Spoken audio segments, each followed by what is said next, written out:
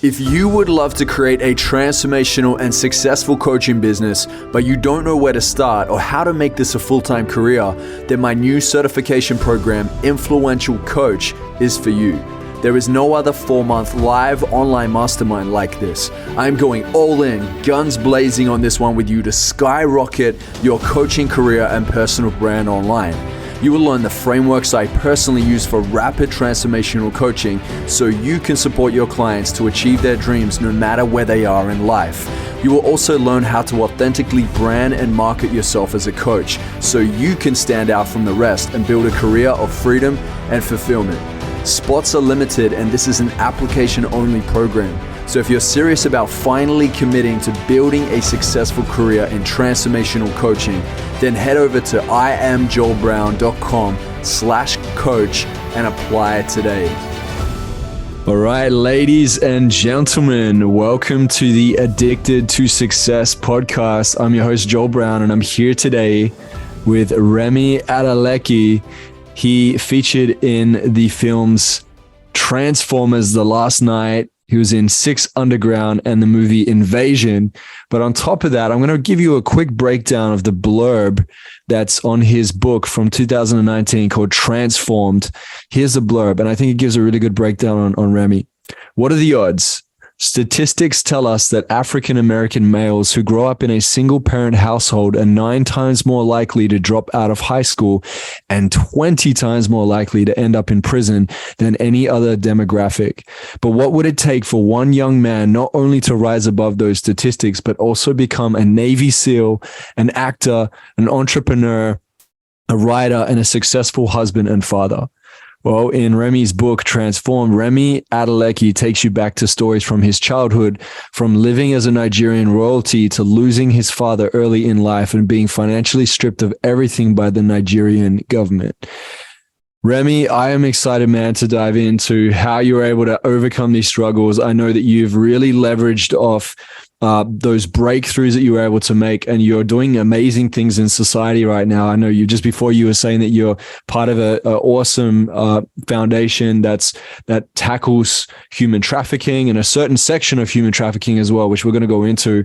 And I know, your book's done well, movies are popping, you got TV shows happening, you're in Jordan right now, and you've been bouncing all over the Middle East. So welcome to the Addicted to Success podcast.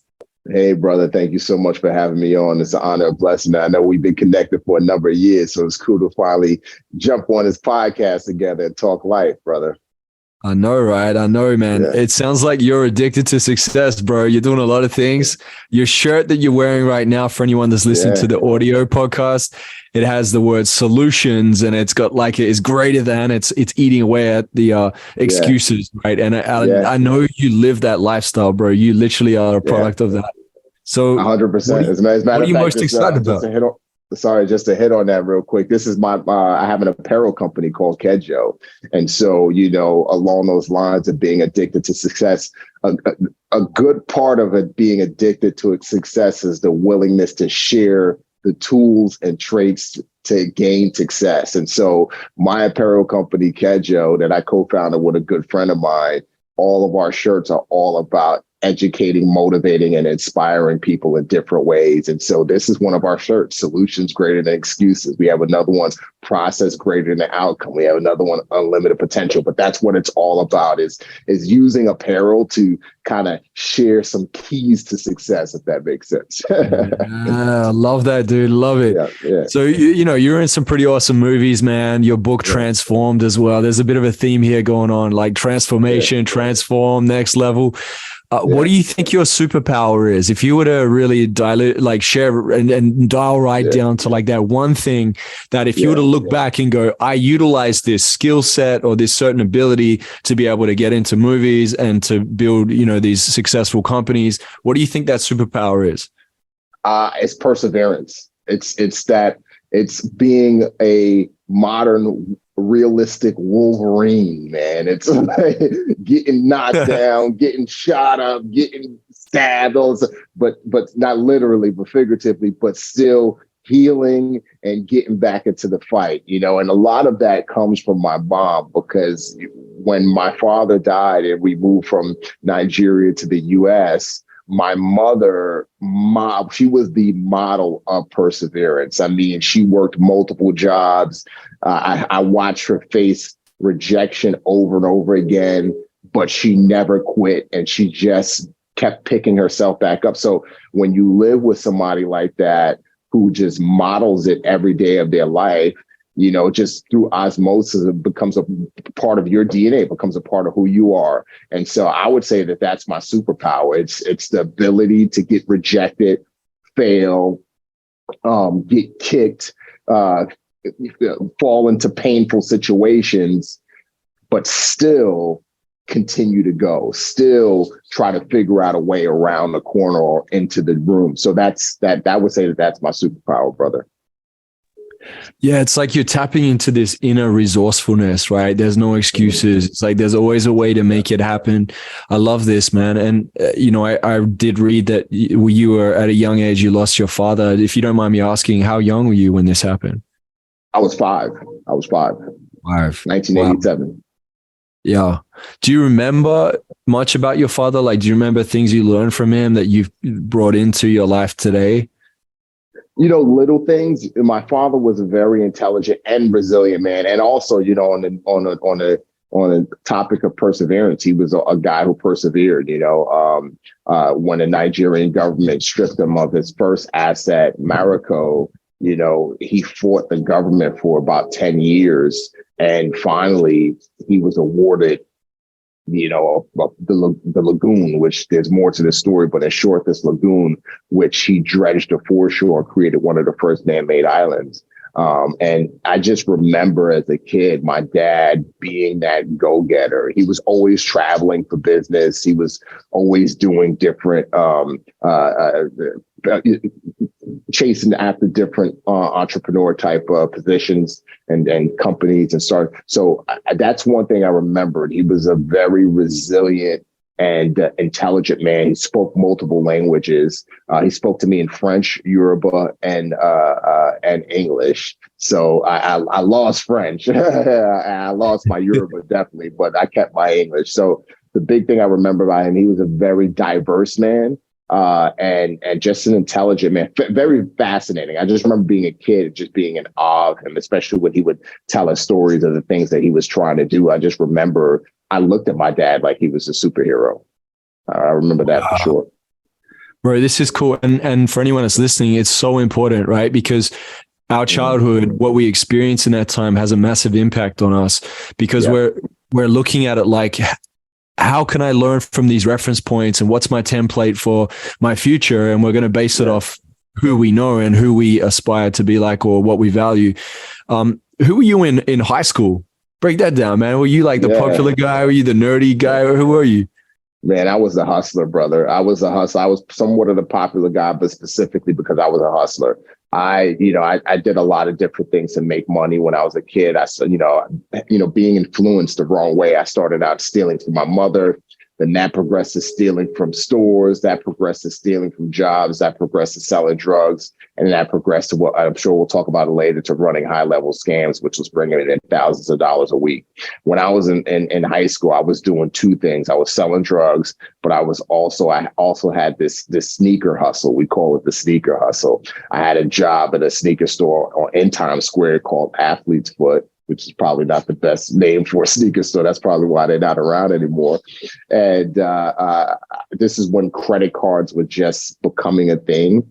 And one thing that I would do is when customers would come in, I would essentially say, if you give me cash, you know, if the sneaker costs $100, I would say, if you give me $70, you know, and you don't take a receipt, I'll let you take the sneakers. So that was a 30% discount. So that was one of my hustles, and I would pocket the cash, and then I would, take their old shoes and put them in the new sneaker box, and I would put the sneaker box down at the bottom in the warehouse as the defected shoes.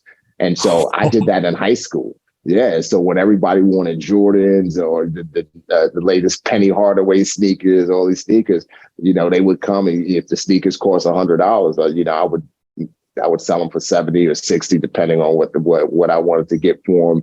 And so everybody knew me in high school as a sneaker hustler. and also a drug dealer. So that's that. Again, I was known as the hustler slash popular guy, but not because of, I was a jock or anything like that, because I was a guy that you could come to and, get what you needed.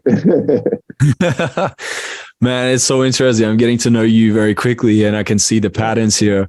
Okay. Do you ever experience burnout? Like, have you ever had adrenal fatigue or anything like that? Because it seems like you're like always on, man.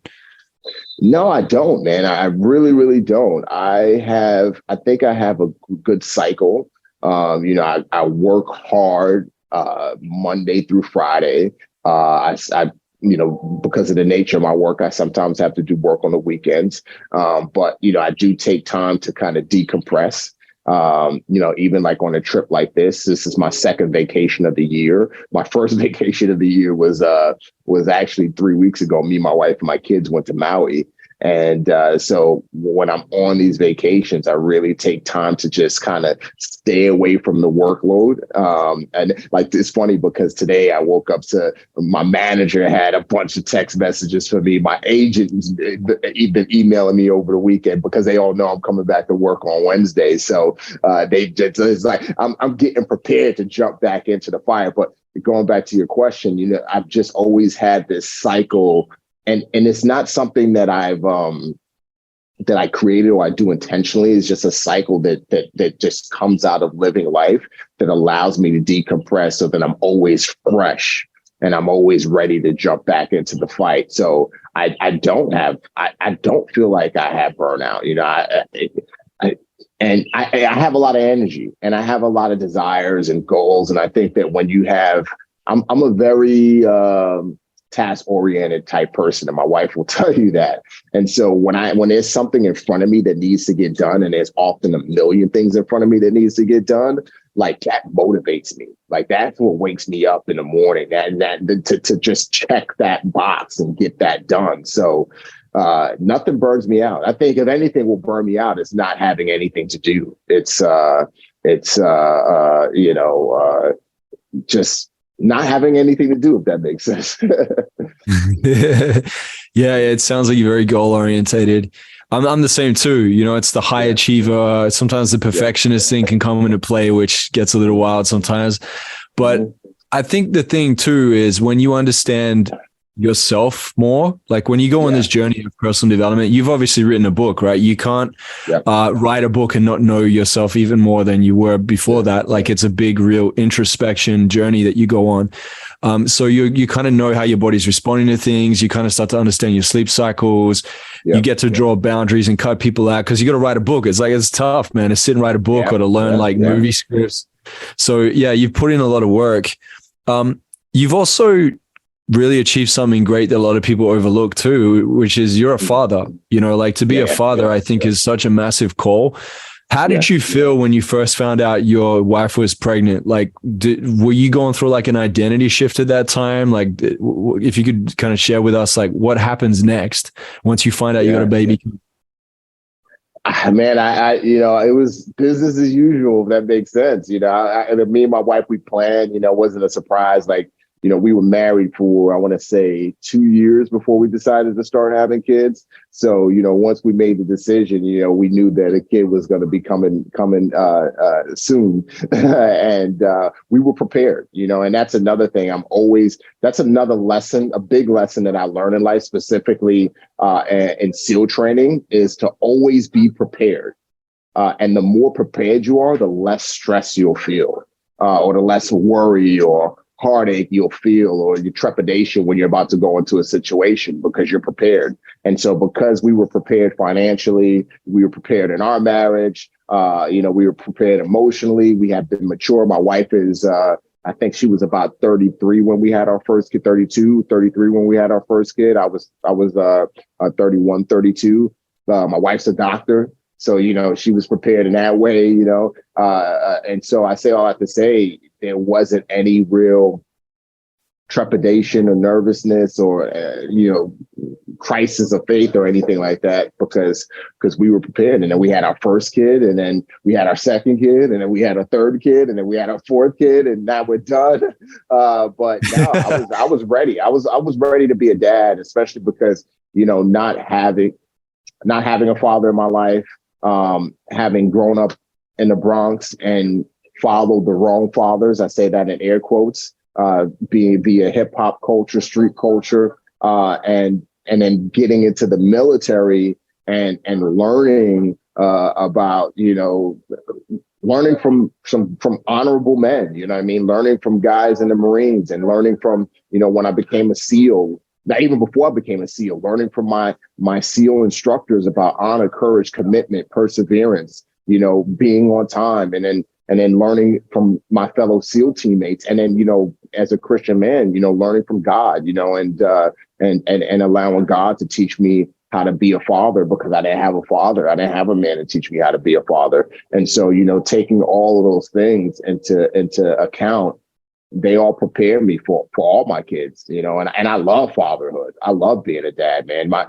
People ask me, I've met all kinds of celebrities, from Chris Pratt to Ryan Reynolds, and I've met and worked with Anthony Hopkins. I've worked with some big people, and I have people who ask me all the time, like, who do you get starstruck by? And I tell them, I don't get starstruck by anybody but my kids. You know what I mean? Even just the thought of my kids, like when I'm on a trip like this and I've been gone for a week, in my mind, I'm just like, I can't wait to see my kids. Like, I'm always in awe of them. So, but that all comes from preparation at the end of the day. That is so cool, man. So cool. I also didn't know you were a Christian. I'm a Christian too. I didn't believe it for a long time. Yes, what do you feel like within yourself in your faith and your personal relationship with God? What is like the big thing that just blows your mind when it comes to God or your relationship with Christ? Like, what is it that like really is a good center point for you? Romans 8:28, and we know that God causes everything to work together for the good of those who love God and are called according to his purposes for them. That's the big thing, because just having worked in the SEAL teams and working in Hollywood, it's a hard life. You face a lot of rejection. You have to be careful about where you step and where you move.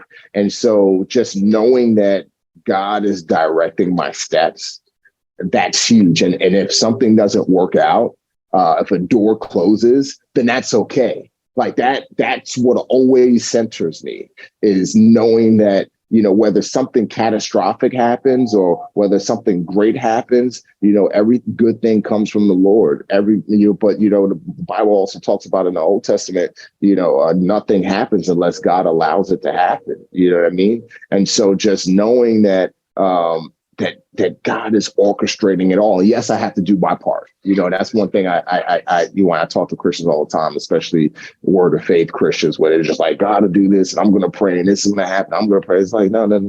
This thing is a partnership. This is, every relationship is a partnership. God is going to do his part, right? And he's going to open the door, but you have to physically walk through that door. You have to do the work. God will equip you with the giftings and the tools, but you still got to pick up those tools and wield them and use them. And so, in this partnership, it's just knowing that he's going to work through the good, the bad, the ugly, and everything. That's what always brings me back to center and gives me peace. This is profound. I love this, man. I love this. Yeah. So you have a foundation that you're rocking with right now, and you're focusing on an area that's very overlooked. I think sometimes some people don't want to look at it because it is dark, right? We live in a world of good and evil. Like, we're talking about God here. There's a reason why we need Christ. There's this evil that gets to be overcome in the world, and he holds the keys to death, hell, and the grave, right? Ultimately. Now, like what's going on in the world right now that has caught your interest, that you're really stepping into? And I think you're shooting a movie. You shot a short film on it, but I know you're going bigger with it now. What's this about? Yeah, it's in short, it's human trafficking, man. It's when I got out of the military in January 2016, I still felt this call to serve. And I talked to a lot of veterans who've gotten out of the military. They all say the same thing. Yes, when I get out, I need to have a job, but I still want to serve in some way. Like I still feel that calling. And I felt that way when I got out after 13 years. And I did different things. I went to prisons and dealt with kids in the juvenile center and went to at-risk schools in inner cities. But the one thing that kept on coming my way was human trafficking. I want to say in 2016, I was contacted by a human trafficking nonprofit called Without Permission.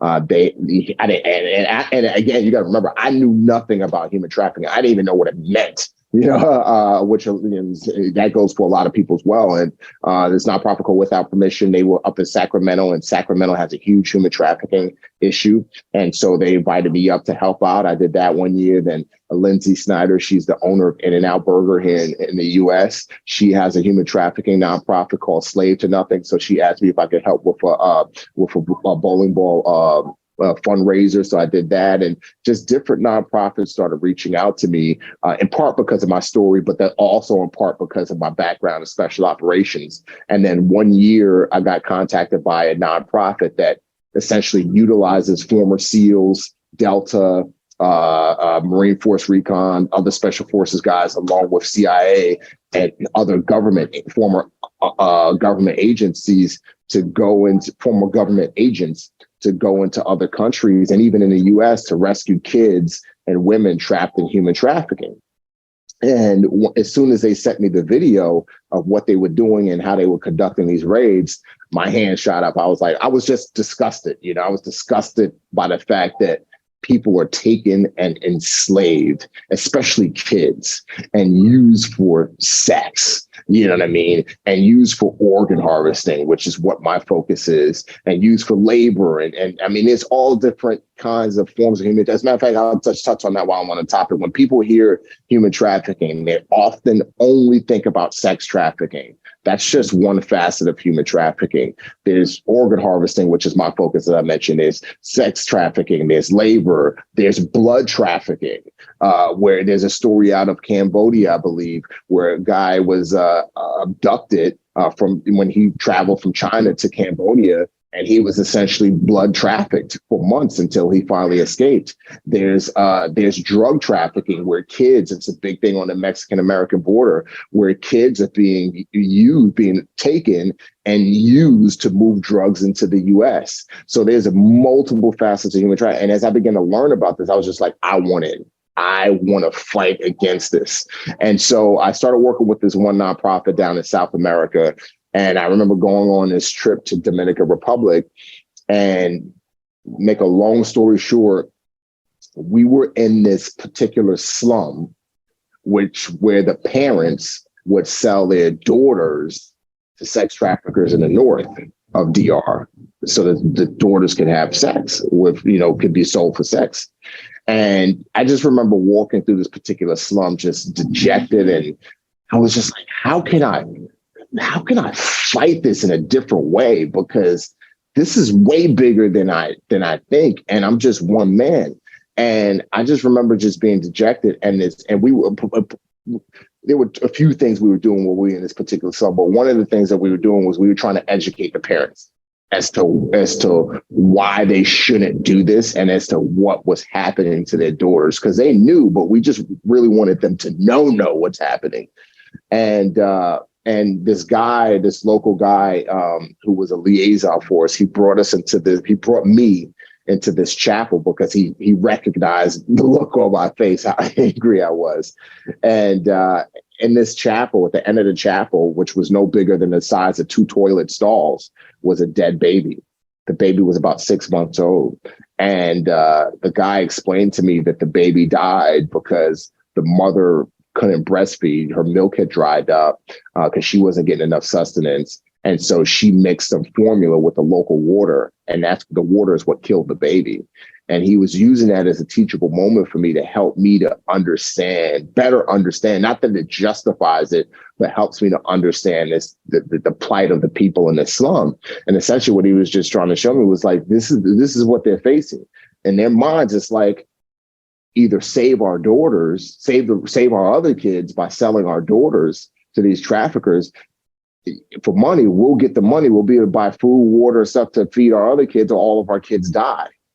And it was in that moment that I was like, okay, I don't, I still don't really get it, but I kind of get it a little bit more now. And when I got back from that trip, this was 2019. When I got back from that trip, I landed back in Florida. I had all these voice messages from Michael Bay's producing partner, who produces a lot of his films. And he was like, hey, Remi, we've been trying to get a hold of you. Michael Bay's working on his next film, Six Underground, and he would like for you to, be a lead consultant on the film to help bring a level of authenticity to it. And he was like, would you be open to doing that? I was like, sure. And it was in that moment that those two worlds had collided. It was like this world of human trafficking and this world of filmmaking. And keep in mind, as I mentioned earlier, when I was down there, I was like, how can I have a bigger impact? And that's when it all clicked. And I was like, I can have a bigger impact by making a film, because I can go down to DR and other parts of South America, and I can even in the America and other parts of the world and rescue 100, 200, 300 kids. But there's still going to be hundreds of thousands of more kids and millions of more kids and women that need to be rescued. I mean, globally, human trafficking is estimated to be a $150 billion industry. In the US, it's a $32 billion industry alone. It's a massive, massive undertaking.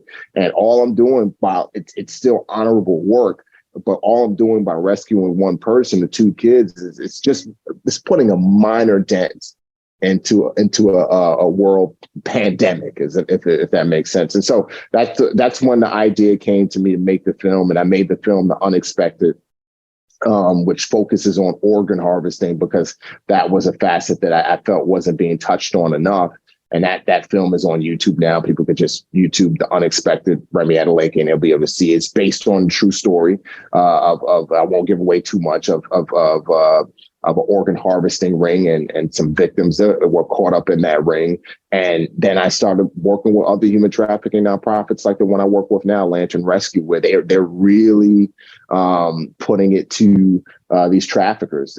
They're building cases against traffickers all around the world. They're rescuing women and kids and men all around the world that are trapped in this atrocity. And that's kind of how it all came together. As I know I was a bit long-winded, but it started out with just people reaching out to me because of my story and my background, and it just gradually morphed into doing the work and then finally making a film and trying to have a bigger impact that way. Yeah, man, this is great. Thanks for sharing. I love this. And yeah, it's definitely an area that I think people get to pay more attention to. And, like God calls us to be, what does Christ say? Fisher of men, right? Fisher of men, fisher of women. Yeah. But what you're doing with this movie is you're giving people a net to fish themselves. You know what I mean? It's like, like I can only do so much with my bandwidth, but if I give you this movie and then you can share it with your friends, your family, your followers, now more people are going to get it. And there's going to be people in every 100 people, there might be one or two that's inspired to go and join and like go and, actually do the hands-on work. So I think it's, very powerful medium for sure. Thank you. And that's the reason why I did it. Because, as you mentioned, most people won't do the research about human trafficking because they don't know about it. Most people won't, read news articles or do much of anything as it relates to, learning about it, but they will watch a movie. Most human beings love movies, and they'll sit and watch a movie. And that was why I made the film, to reveal this atrocity to as many people as I can so that they could do something. And, I spoke at a church, about 2 months ago, before the short film came out. And after I spoke, there were so many guys that were coming up to me and they were like, what can I do? Like, dude, I'm just fired up. Like all the stuff that you were sharing, like, I want to go kill these guys. Like, I'm not in the military. What can I do? And the one thing that I always tell people is, one, I'm glad that the film and the story inspired you. And I'm glad that you're motivated to do something. What you can do is whatever it is that you can do with the giftings and callings that you have. For some people, it's just, hey, you watch the film and you're like, you know what? I'm going to donate to a human trafficking nonprofit. Now, I will say that you really have to do your research when you deal with different human trafficking nonprofits, because a lot of them are not doing the work. A lot of them, they have all the marketing, they're just collecting money, and 90% of the money that they make is going into their pockets, into payroll, 10% goes to actually doing the work. So one thing you could do is you could donate, but I implore people, do the research into the nonprofit that you're going to partner with. Another thing you could do is share the link, as you just said, so that you can educate other people about this reality. Another thing you could do is, what is your giftings? Are you a cyber person? Are you good at cyber? Again, if I'm using these terms incorrectly, please forgive me. I'm not a cyber guy, but if you're great at doing cybersecurity or whatever it is that you do, you can partner with a human trafficking nonprofit to find traffickers and victims on the dark web. There's a story here out of the United States of a girl. She went to a Dallas Mavericks playoff game. I'm gonna just condense the story for the sake of time. And she went to the bathroom. It was just her and her dad. She never came back. Dad went to go find her, couldn't find her. Security went to go find her, couldn't find her. Cops came, couldn't find her. They essentially wrote it off as a runaway because she was a teenager. And so the dad went back home, spoke to his wife, said, "This is not our daughter. She has no reason to run away. And she must have been trafficked," because trafficking is becoming a big thing here in the U.S. And so he reached out to a nonprofit, a human trafficking nonprofit that specializes in finding victims. That nonprofit, a few guys from that nonprofit went on the dark web weeks later, found her on the dark web. She was being sold for sex in another part of town. And they conducted a raid with the local police. And not only did they rescue her, but they arrested some other victims, but they arrested the traffickers that were in that house. Some of those traffickers were at the Dallas Mavericks game weeks earlier. But the reason why they were able to find her was because people with the giftings of the internet or cyber and scouring the internet, doing that techie guys, were able to use their gifts to scour the dark web and find this girl and help take down this organ harvesting ring. So what is it that you could do? Are you a good speaker? Are you where you could do talks about human trafficking? Are you somebody that's just good at providing counseling and putting your arm around somebody's shoulder? Because after these victims are rescued, they still need aftercare. You got to remember, some of these victims have been enslaved from the time they were small kids. So psychologically, they're in a really, really dark place. So are you just good at counseling people? Do you have a PhD or master's? No degree at all, but you're just good at counseling people. Maybe you could do that. And that was the point of this film, was to make it so that it can go out into the world, people can see it, and then say to themselves, dang, this is evil, this is dark. I need to do something, and I'm going to do what I can do with what I have. Man, this is profound. I love this, man. I love this. And I saw you post something a little while back. You said that there are more people enslaved around the world today than any other time in human history. Yep. And you wouldn't think that, right? Like on the surface, it doesn't seem like that. Yep. It's huge. As I mentioned earlier, it's a $150 billion industry globally, $32 billion in the U.S. alone, 30,000 victims of just sex trafficking, not organ harvesting or labor or anything, just sex trafficking die in captivity every year. 600 to 800,000 of the globally trafficked victims are every year are women and children. It's a global, massive enterprise, and traffickers are smart. They're not. A lot of people think when they think of these traffickers is dirty, evil looking, poor, criminals. These are highly intelligent people. As a matter of fact, when it comes to organ harvesting, you're dealing with doctors. You're not dealing with idiots. There was a organ harvesting ring that was busted in Egypt because Cairo, Egypt, is considered to be the organ harvesting capital of the world. And of the 45 people that were arrested when that sting was carried out against that ring, the majority of them were doctors and nurses. So you're dealing with very sophisticated people. And so not just in Egypt, not just in America, but all over the world. India has a massive organ harvesting issue. So it's a big thing, in short. Yeah. Yeah, I hear that. That's nuts. Absolutely nuts. It would be tough to watch all this happen, man, and not have anger You know, because, and I know ultimately this is it's the infection of sin that's in our hearts, right? Like we all have the potential to be a Hitler, right? As crazy as that sounds, like that's in our heart, unfortunately, because of sin in this world. And we violate our purpose. We come out of God's original design and we continue to abuse, you know, the humanity. And I see this, and it will be really hard, man, for me to like be on the sidelines watching this stuff happen. Do you get triggered by this? Like, do you have to kind of go through your own process to not get triggered when you see these things happening, these atrocities? No, because I could do something about it.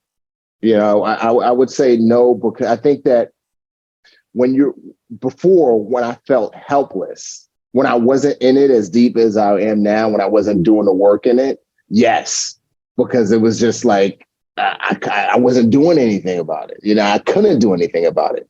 But now that I'm able to expose it, no, I don't feel triggered anymore.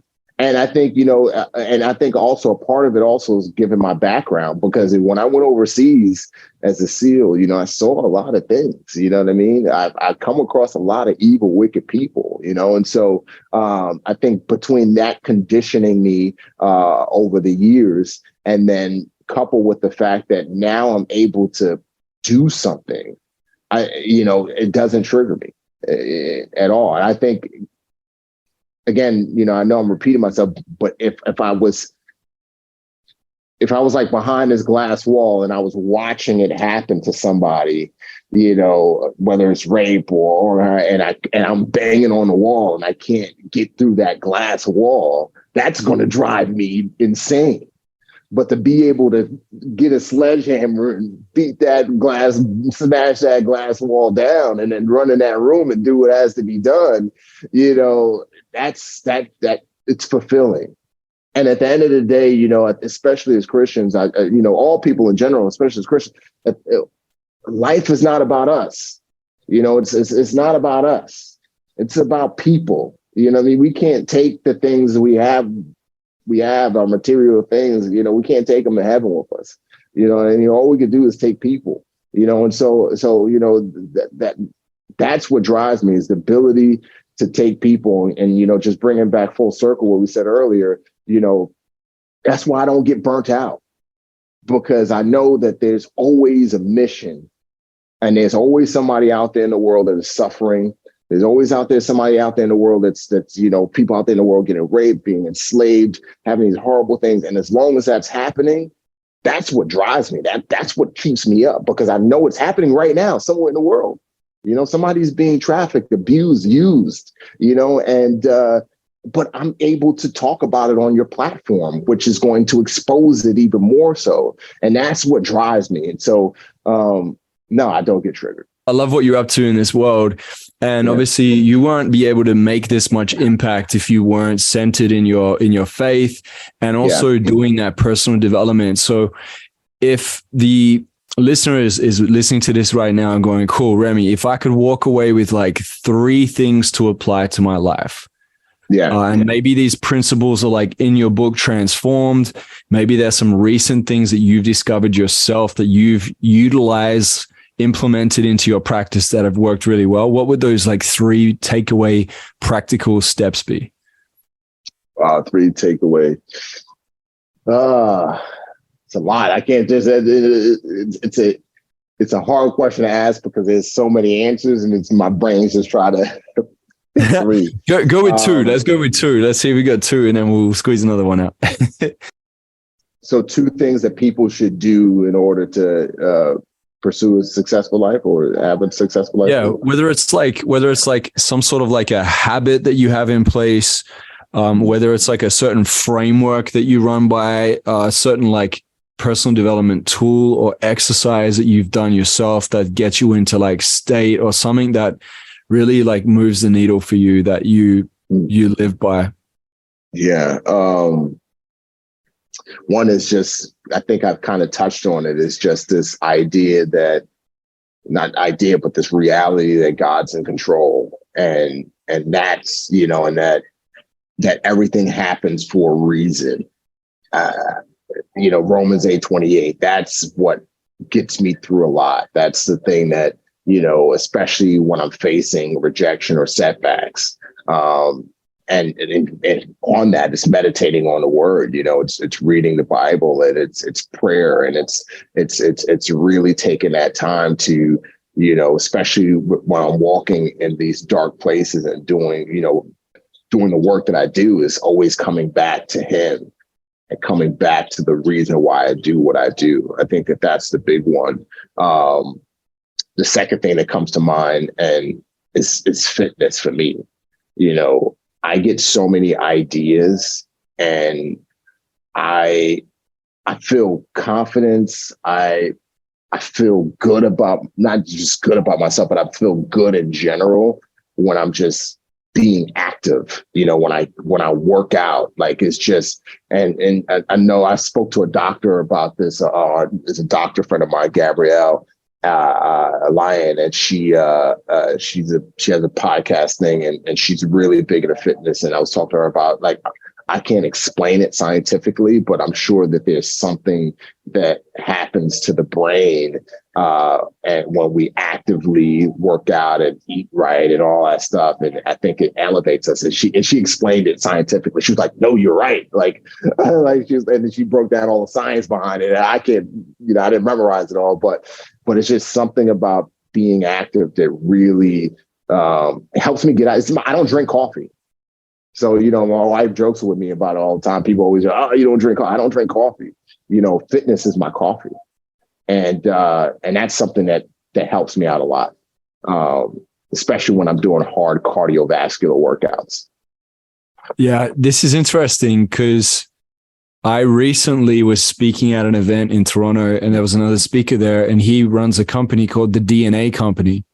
And you spit saliva into a tube and you send it off to their lab, and they can pull up a full 360 DNA report on your mood and behavior, your sleep, your diet and nutrition, your inflammatory profile, your cardiovascular, your exercise and hormones. Bro, it blew my mind because I knew it anyway. Maybe I'm similar to you. When I drink coffee, I'm like this, like it's just my body doesn't metabolize it like one of my friends that could have an espresso before bed, So everyone's different. It actually wakes you up to realize that some people do have certain vitamins and minerals that transport like effectively in their body, and some are suboptimal, and some people are at higher risk of other things because of the way their DNA and their genetics is formed. And it told me to not have caffeine. It said, stay away from alcohol and caffeine. And it said, do 20% cardio and 80% weightlifting. So I'm learning about my own body. You should definitely check it out. It's really cool. The DNAcompany.com. Yeah. So that's cool. It's quite interesting. But brother, if let's say somebody's listening and they're like, you know what, I want to create like a foundation. I want to create a non-profit. What would your advice be? Like, where do you start? Because obviously you've decided to go and create a movie. You're like getting hands-on with it and getting in and helping. Is there any other things that you've learned about creating a foundation or being involved in really pushing a cause forward? Is there anything else that we're missing that you might not have covered? Picking the right partners, man. Everything is about picking the right partners. And that was something that, when I was in the SEAL teams, I didn't get to pick my partners because the SEAL team I got to was the SEAL team I got to, but there was automatic buy-in because we all went through the same training. We all went through BUDS, basic underwater demolition SEAL training, which is considered the toughest military training known to man.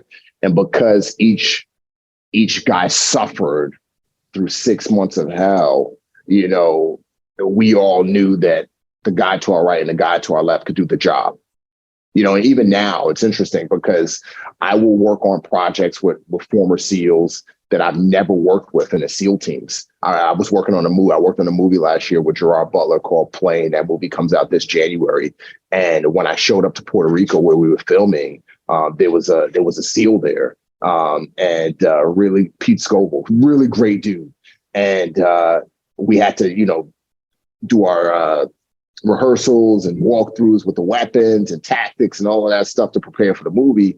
And it was like we were all in sync. Me and him were in sync. We're like, yeah, I'm gonna do this. You're gonna do this. I'm gonna do this. It was like no bickering, no arguing. It's just like He's just like plug and play. Go ahead. This is like set up this action scene like this. And we had never worked together, but it was because we both went through the same training together, and we automatically have that buy-in, so we can get the job done. And I say that to say, when I got out of the military, I was out of the mindset that whatever field I'm in, if I'm picking partners that also have worked in that field, we'll be able to work together. We'll be able to work. I'll be able to trust them, right? And that's a big thing when it comes to SEAL training and being a SEAL is trust. You have to trust your teammates, and you have to trust that they're going to operate in their role of responsibility, because every guy within the SEAL platoon has a different specialty. You got a JTAC, which is a comms guy. You have medic. You have a sniper. And I remember going on a deployment where it was 8 of us. And we were the only Americans in this country. Our closest quick reaction force was on another continent. And we were the only ones with the specific skill set that was needed in that platoon of those 8 men. And I had to trust that my sniper could do his job, and that my breacher could do his job. My breacher had to trust that me as a medic and an intel guy could do his job, could do my job. And it was that automatic trust. It was that buy-in. And again, jumping back to when I got out of the military, I easily gave that trust away to people that weren't vetted. And I picked a lot of bad partners, especially in entertainment. I had a manager that was trying to steal money from me because I trusted him. And one of the big reason why I trusted him was because he said he was a Christian. And so, it was like, oh, you're a Christian, you work in Hollywood.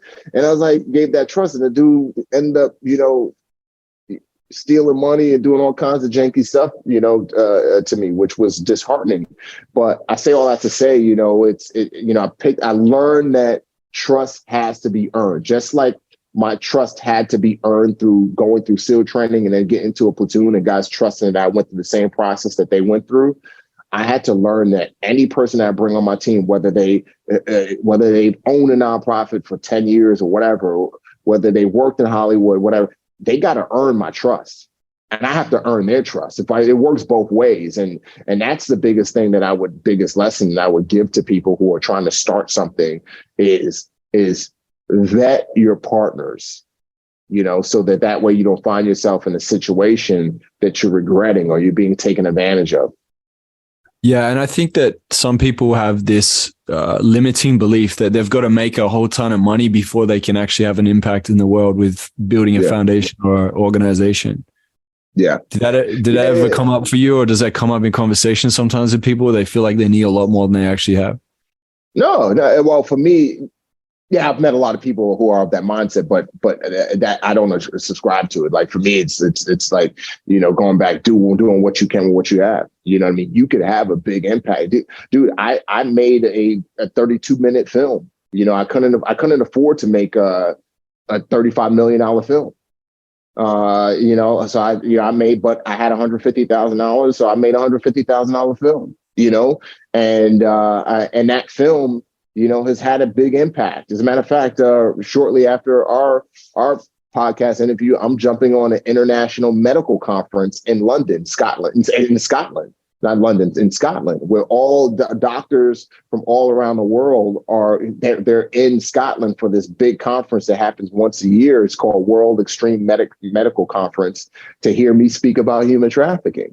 And how did that come about? That came about because somebody watched my film, was like, I know that this is not fall directly into the medical category, but our doctors and from all around the world who work in these remote places need to hear about this film and hear about this story. And again, it just started out with a small film, small short film, right? So it's all about doing what you get. And now that short film, interestingly, got picked up in Hollywood, and now is going to be made into a $35 million film. But it didn't start out as a $35 million film.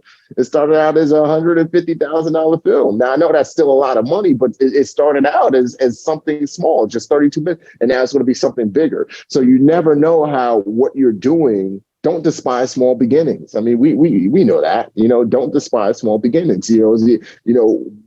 Just do what you can with what you have. Do it with excellence, which I think is something that a lot of people miss. Do it to the point, as close to perfection as you can do it, and it'll have an impact.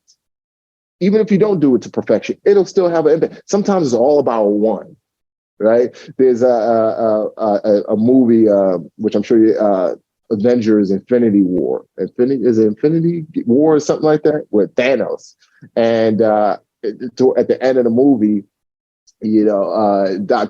Doctor Strange raises his hand to Tony Stark, because Doctor Strange had told him earlier there's only 1 out of 1 billion ways to defeat Thanos. So right before I think Doctor Strange is about to die, he says he doesn't even say anything. He just holds his finger up to Tony Stark, and it just one. And that image always sticks with me, because sometimes it's not about reaching millions of people. Sometimes it's about reaching that one person who may in return reach millions of people or hundreds of thousands of people. And if you could impact one, that's going to have a ripple effect. It's going to have a ripple effect. And so, yeah. This is so powerful. I love this. Yeah. So Remi, we're going to be wrapping up the interview soon. Yeah. My question for you, bro, is how do we have a powerful relationship with our partners, right? If someone's in a romantic relationship, because, you're a husband, you got kids, have you got any sort of advice on how to make it work? Being an entrepreneur, you're on the road a lot. How do you make it work? Wow. One is time. It's about having quality time with your partner, and putting the cell phone down, getting away. And it's not about just sitting in a movie theater, right? Because you could be sitting next to your partner in the movie theater and not really spending time with them because you're watching a movie. The big thing is just that quality time with that person. And that's what I have to do. It's an investment. To me, marriage is a job. Like, I have a bunch of different jobs, but it's a job. And I think a lot, and I don't mean that in a negative way. And I think if you don't look at it as a job, because what do you have to do with your job? You have to put in the work, or you're not going to get paid. You have to show up on time. You have to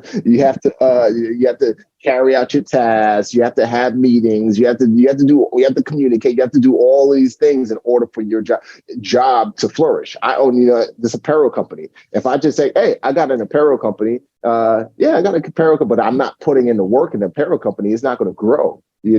This apparel company started out as a small idea about 1.5 years ago, and it's blown up into a massive apparel company that's now on TV shows and celebrities are wearing it. And we got all kinds of endorsements and all kinds of stuff. But that wouldn't have happened if me and my business partner didn't every single day put in the work, come up with marketing ideas and strategies and put out designs, and those designs don't work. So we're going to get rid of those designs and act and look at the numbers, look at the analytics, like constantly looking and revamping the website and putting new things on the website, taking old things off, and doing different color schemes. Like every single day. It's funny. I got an email from my business partner while I was out here. He's like, "Hey, dude, me and our web designer, we're working on revamping the website. It's gonna take 6 days. It won't be done until Thursday. And every single day of those 6 days, that's just one aspect of the company we're working on, is revamping the website."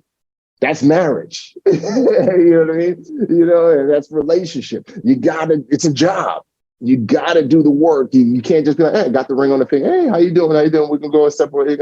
I don't go do that. How's the kid? It's like you have to put in the work. It's a job.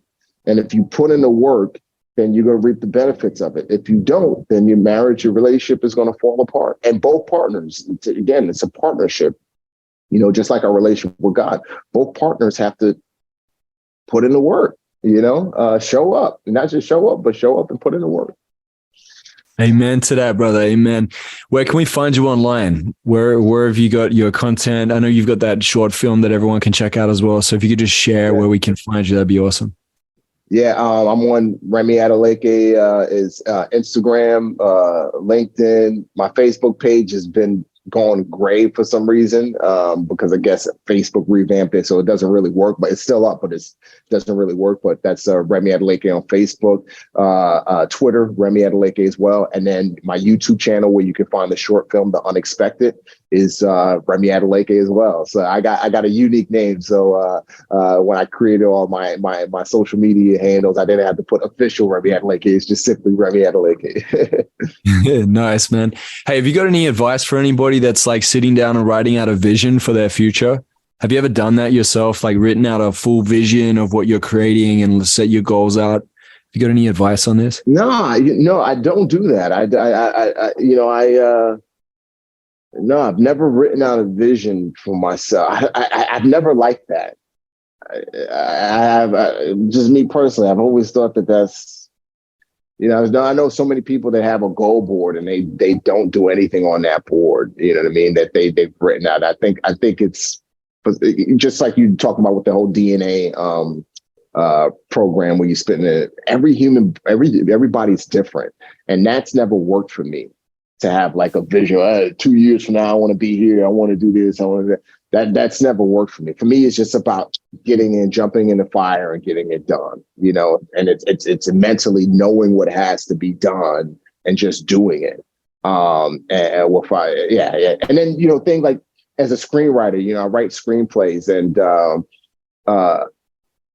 one thing about writing a screen, there's one main train of thought when it comes to writing a screenplay. It's like you have to outline the screenplay. You have to outline the entire screenplay. And I've never outlined a screenplay. That doesn't work for me. And the reason why is because character is supposed to drive story. Like, I have an idea of what I want to happen. Like, I didn't outline my book, for example. I'll use my book as an example. I didn't outline my book. I had an idea of what I wanted to happen, but I wanted to allow my past merge with the character of Remi, because even though I'm writing the book, I'm still the main character in the book, to kind of dictate to me what path I'm going to go down. Now, legally, I had to do a outline to get the book deal. I threw it together, but if you look at that outline and you read the book, two completely different books, right? Same thing with screenplays. When I write screenplays, it's like I don't outline, because, and I learned that from the whole book thing, because I like, especially fiction screenplay, I like the characters to drive the story, because a character, when you write good characters, they'll drive your story. Now, again, I have an idea of where I want to go, but I like the character, and that's how I like to live my life. If that makes sense. I don't like to have a board. I want to be here this year, this month, and do this, blah, blah, blah. None of that is going to happen. None of that is going to happen. I think the Bible talks about, don't tell God your plan, something along those lines, just paraphrasing the scripture. But, don't worry about tomorrow's worries or something like that. But yeah, in short, I don't subscribe to that. Bro, I love this, because I can see that you focus so much on your character. It's like, who am I today? Right? Like, you have the idea, obviously, but you don't need all the details for the future of it, because you're like so in the moment, and you're taking action. You're letting the fact, like, you being assertive and proactive is important, more important than even like sitting and trying to write it down. You just go for it. And it's interesting, because like, I have the vision, but I also know my greatest flex is actually just freaking doing it, and like negotiating it by showing up and doing it, rather than actually having an idea in my head. So yeah, it's good, man. It's good to hear your perspective of it. The last question that we end every interview with, the question is, if you were to deliver your last 30-second speech to the world, what would that last 30 seconds sound like? Ooh, what would that last 30 seconds sound like? That's a good question. It would be an address to my kids, if anything, because, when my dad, one thing that my dad didn't leave us a lot behind when he died, and in part because the Nigerian government stripped our family of absolutely everything. And we went from rich to poor. And I just remember as a kid still always searching for words and from my dad, and, whether if he wrote a letter for me or there was something I could read and I couldn't find. And I was always searching for that. searching for some type of affirmation, some type of just words from my father to me. And in my book, when you open up my book, Transform, the whole book, I wrote this dedication to my kids. So that my kids can have word. This is what daddy, this book is for you. This like learn from my mistakes. It's a long dedication, not just to my kids, but my nephews as well, and my nieces. And even in my fiction book that I have coming out next year, I dedicate it to my kids. And I tell my kids that you guys drive me to create and to tell story. And thank you, because I want to have written this. And it's a big action spy thriller series, but I'm leaving words to my kids. So if something happens to me, they have all of these sermons, all of these messages, all of these things where they could always come back to and say, Dad talked about me. Dad talked to me. Dad left me. He gave me this guidance, right? And so I think it would be a combination of, to everybody in general, do what you can do with what you have. You have the ability to make this world a better place, but it takes you stepping up and doing whatever it is that you could do with the giftings that you have. And then the rest of the address, that would be 5-10 seconds. And then the rest would be to my kids, be great. Remember who you are, strive for excellence. Don't easily trust people. Allow people to earn your trust, and you earn other people's trust. Love, like it would be. Again, I'm just but it would be a whole lot to them. And I would end it with, you always know that Daddy loved you with absolutely everything, and he's going to always love you. And he looks at you he sees you as special, as great people. And I would just build them up. It would just all be, because I know in doing that, they're going to make the world a better place, because they're going to have the tools. They're going to have that affirmation from their dad. And I think affirmation is a huge thing. I think a lot of kids, especially in the inner city of America, I'm not sure how it is from where you are, but I just started a charter school in Muskegon, Michigan, which is a very depressed area in Michigan, and primarily black kids. And 95% of the kids at the school don't have fathers in their lives. And when the kids were signed up, they had to present their birth certificates. A lot of the kids didn't even have a father's name on their birth certificate, right? And you see this in the inner cities across America. I think the single parent rate amongst Black kids is like 70%, no fathers. And I think that's what leads to crime and even this hip hop culture. And even when you see it in pro athletes, where they go to a club or a bar and they're buying out the car, they're buying out the club with the bar, and they're driving this nice car and this car that they shouldn't, they can afford, but why invest your money in that? Why are they doing this? Because they're seeking that affirmation from their father that they never got.